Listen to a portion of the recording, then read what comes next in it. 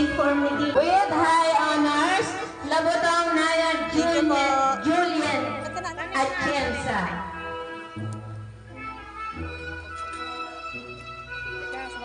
Yun na, kayong dalawa na lang. Dito po sa gitna, sir.